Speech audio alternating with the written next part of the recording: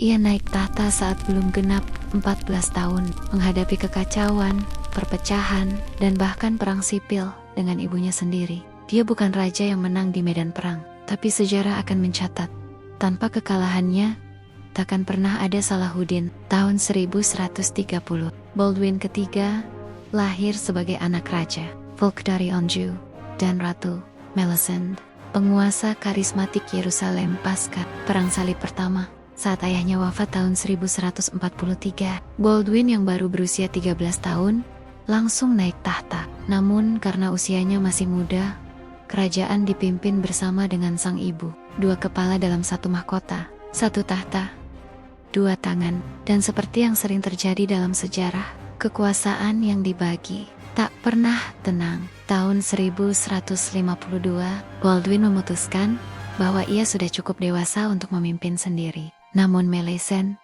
sang ibu, enggan melepaskan kekuasaan. Hasilnya, perang saudara. Pasukan Baldwin dan pasukan Melisende berhadapan, bukan dengan tentara asing, tapi sesama warga kerajaan. Tanah Suci menjadi medan perpecahan internal. Akhirnya, Baldwin menang. Ibunya diasingkan ke Nablus, dan Yerusalem kembali satu pemimpin. Tapi harga yang dibayar adalah retaknya solidaritas internal Kristen di Timur Tengah. Di luar tembok Yerusalem, dunia Muslim saat itu sedang kacau. Aleppo, Damaskus, dan Mesir, semuanya terpecah. Tak ada pemimpin tunggal. Baldwin melihat celah itu. Ia memperkuat benteng, menjalin aliansi, dan mencoba menaklukkan Damaskus dalam kampanye tahun ke-1148.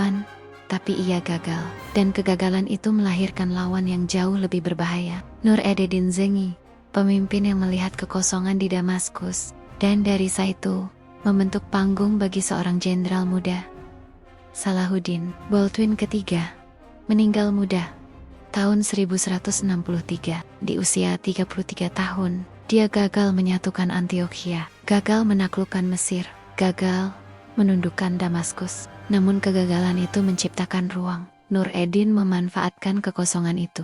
Mesir jatuh ke tangannya. Dan disitulah ia menempatkan anak buah kepercayaannya, Salahuddin, sebagai gubernur Mesir.